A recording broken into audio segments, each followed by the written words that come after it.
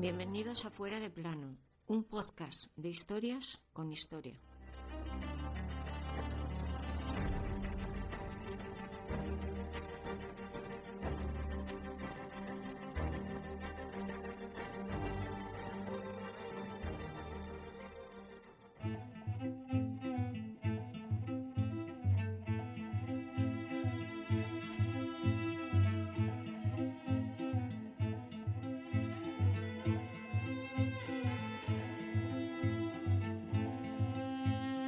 En la madrugada de aquel 11 de septiembre de 1973 acabaron los 191 días de un gobierno democrático elegido por las urnas. Ese gobierno era el de Salvador Allende en Chile. El líder de ese golpe, Augusto Pinochet. Ese día llegó a Chile una dictadura militar que duró 17 largos años.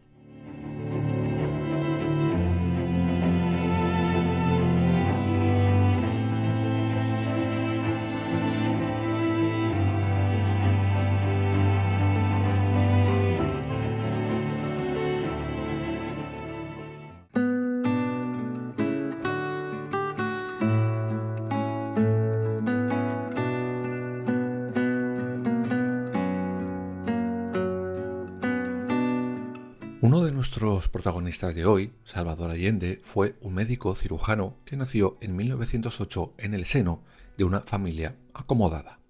Siendo muy joven, se verá inmerso en las primeras ideas revolucionarias del país, aunque será después de licenciarse en medicina en 1933 cuando participe más activamente en el mundo político, pues ayudará a fundar el Partido Socialista Chileno. Y ahí comienza su carrera política, que podemos decir fue meteórica. En 1937, con tan solo 21 años, será elegido diputado por Valparaíso. Un año después, será elegido subsecretario general del Partido Socialista y en julio de 1944 llegó a ser subsecretario general, además de ministro de Salubridad.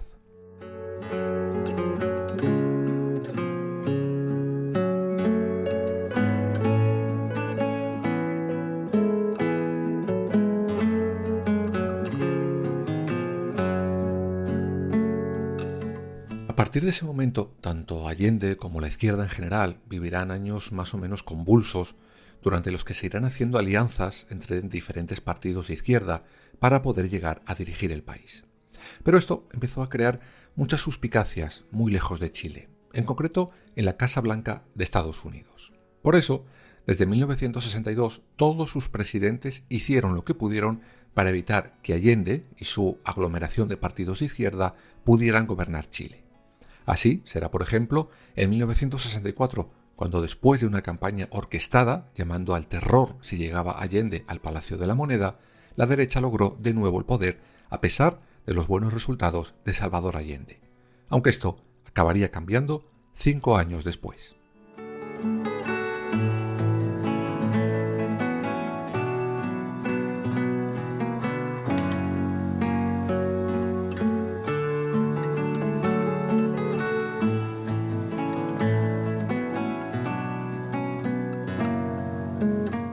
Y es que en las elecciones de 1970, por fin, Salvador Allende y la izquierda chilena ganaban las elecciones.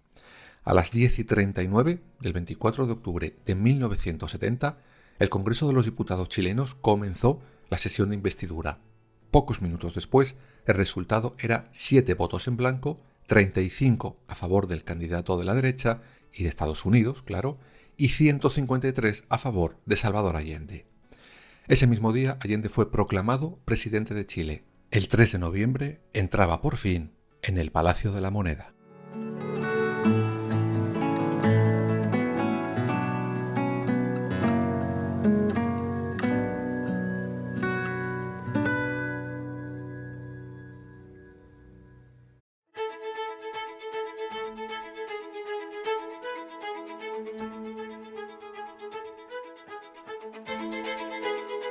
Antes de que Allende siquiera llegara al poder en Chile, estaba metida en una crisis económica enorme. Por eso, cuando por fin es elegido presidente, comienza a tomar medidas para paliar tanto la crisis como, sobre todo, las enormes desigualdades sociales que existían en el país. Por ejemplo, expropia empresas, nacionaliza algunos bancos y el cobre también, y profundiza en la reforma del campo chileno. Esto, como podéis imaginar, a la derecha chilena la puso los pelos de punta y enseguida se lanzaron en tromba a protestar o boicotear el gobierno de Allende. Pero no solo la derecha, pues diferentes asociaciones de extrema derecha empezarán a organizarse para sabotear el gobierno, sobre todo la asociación llamada Patria y Libertad. Esas dos palabras parece que son solo de ellos. Qué curioso, ¿no? Da igual, del país que sean. Pero no solo las derechas chilenas boicotearon todo lo que Allende pretendía por bueno que fuera para el país. No. Desde la Casa Blanca, primero Nixon y después Kissinger, torpedeaban cualquier iniciativa de Salvador Allende. Sobre todo por una medida muy concreta. Allende se negó a pagar, bonus a las multinacionales americanas afincadas en Chile durante años porque consideró que ya habían sacado suficiente tajada del país durante ese tiempo. Eso, como imaginaréis, a los americanos les supo a cuerno quemado. ¿Y cómo lo hicieron? Pues de todas las formas, habidas y por haber.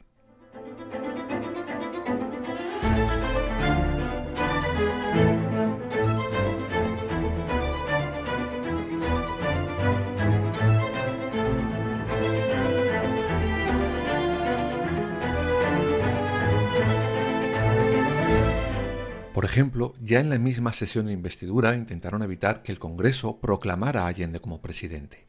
Para ello apoyaron un plan de la ultraderecha chilena que acabó en fracaso, eso sí. Después pagaron a la oposición para asfixiar al gobierno chileno. Además, bloquearon créditos a Chile para asfixiar cada vez más al país y que se produjeran revueltas tras revueltas tras revueltas contra el presidente simplemente porque a ellos, Salvador Allende, no les gustaba.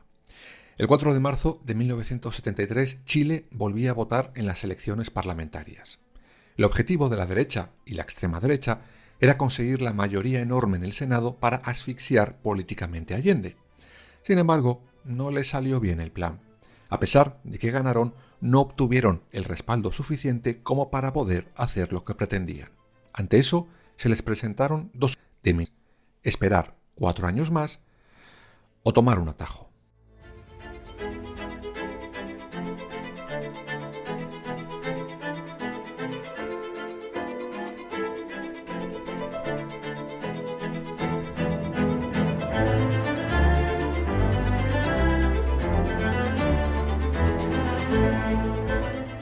Ese atajo ya os podréis imaginar cuál era: un golpe de Estado. Y para ello se dedicaron ellos y Estados Unidos a crear un clima de cultivo. Las protestas por la economía no paraban en la calle, todas alentadas por los mismos para acabar con el gobierno chileno.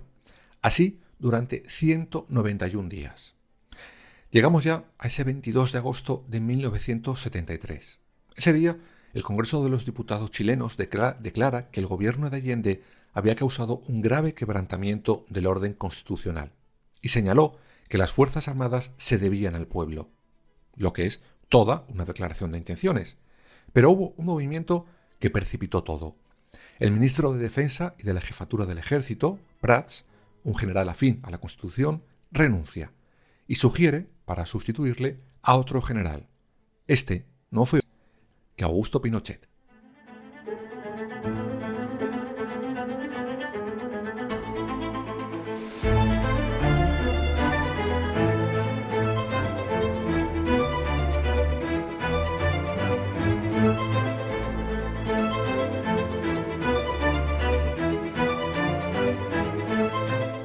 El 9 de septiembre, Pinochet y el nuevo jefe de la Fuerza Aérea reciben un mensaje.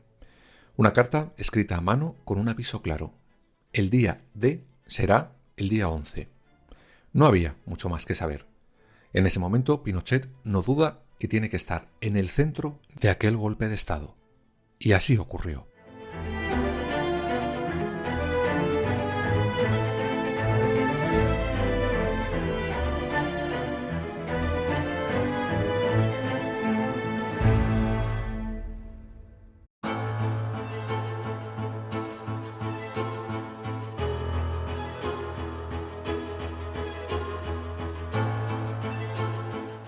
A la 1 de la mañana del 11 de septiembre de 1973, Allende es informado de que las tropas militares se trasladan desde el norte a Santiago de Chile. Sin embargo, la Comandancia General miente y dice que tranquilo, que eso es simplemente por si seguían los disturbios de los días previos. 3 horas después comienza la Operación Silencio. Con ella, las Fuerzas Armadas callaron las radios del país, sobre todo de más activines a la izquierda.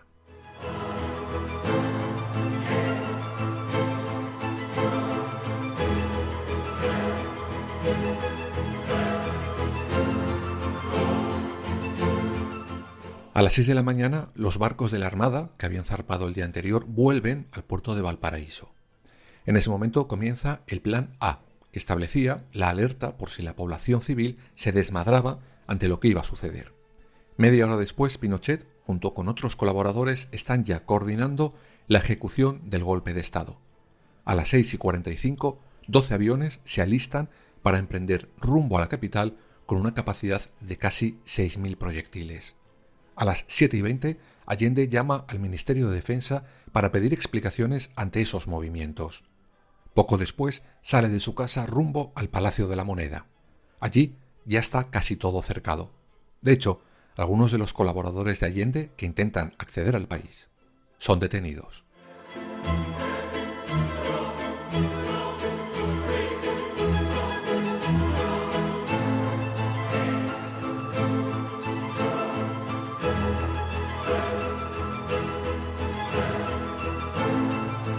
A las 7:30 de la mañana, el ministro de Defensa llega a su oficina y es detenido por su ayudante. Él será el primer detenido oficial del golpe de Estado de Chile. 5 minutos antes de las 8 de la mañana, Allende, a través de una radio afín a él, se dirige al país. Comunica que desde Valparaíso el ejército se dirige a la capital para acabar con el gobierno legítimamente elegido en las urnas. 20 minutos después, Allende volverá a hablar.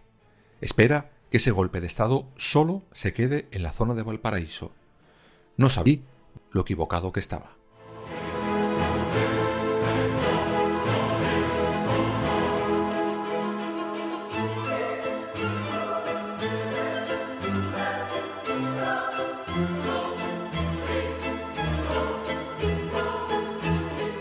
A las 8:30 de la mañana, la oposición usará las radios afines para justificar todos aquellos movimientos. Media hora después se oyen los primeros disparos cerca del Palacio de Gobierno chileno. A las 8:20, Allende vuelve a hablar al país. Asegura que defiende la Constitución, que no dejará el cargo y que defenderá con su vida, si es preciso, la lealtad al pueblo. A las 10 de la mañana, un general golpista asegura que si no se rinde, el Palacio de la Moneda será bombardeado sin piedad a las 11 de la mañana.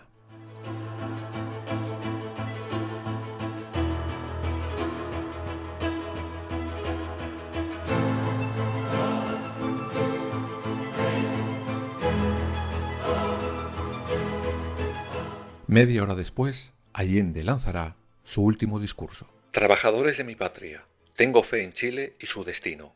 Superarán otros hombres este momento gris y amargo donde la traición pretende imponerse.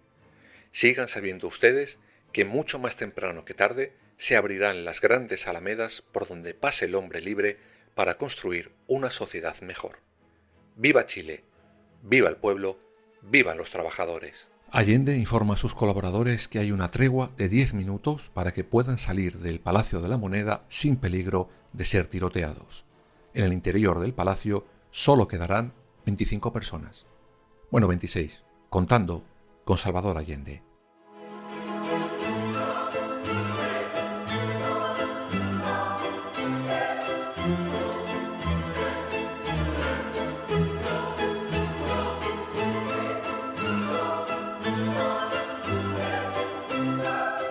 A las 11 en punto, Allende rechazará un último ofrecimiento.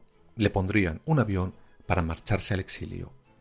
Las tropas comienzan un ataque frontal contra el Palacio de la Moneda. Los aviones empiezan el bombardeo y originan un gran incendio.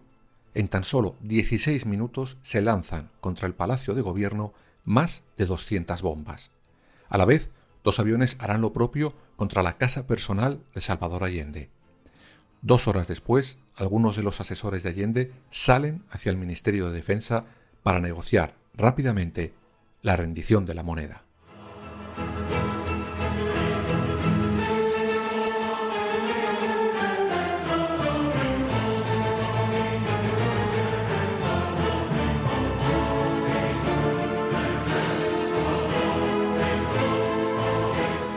A la 1:30 de la tarde todos salen con una bandera blanca en mano en señal de rendición.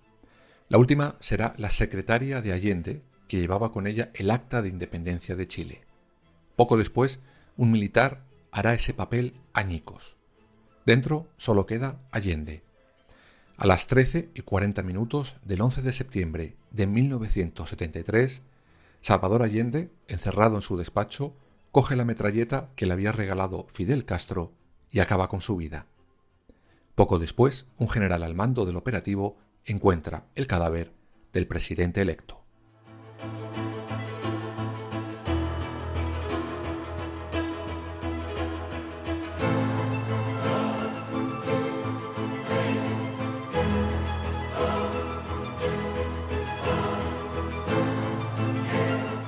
A las 5 de la tarde, con todo el plan acabado, el cuerpo de Allende sale de la Moneda, cubierto por una manta, dirección al hospital, para que simplemente certifiquen su muerte. A las 8:30 de la tarde, el Estadio de Chile se convierte en un campo de prisioneros.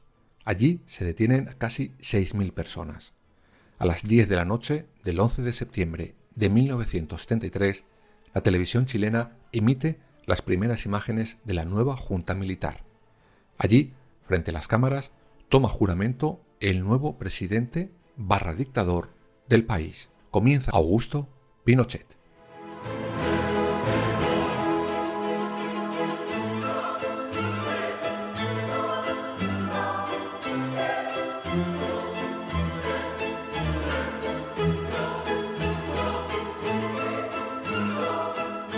Así dio comienzo una dictadura de más de 17 años, durante la que se reconoce más de 40.000 víctimas entre muertos y desaparecidos. Con 91 años, el dictador Pinochet pasó a mejor vida, sin ser juzgado por sus crímenes durante esos larguísimos 17 años de cruel dictadura. Y lo peor, sin dar respuesta a las familias de todos esos desaparecidos.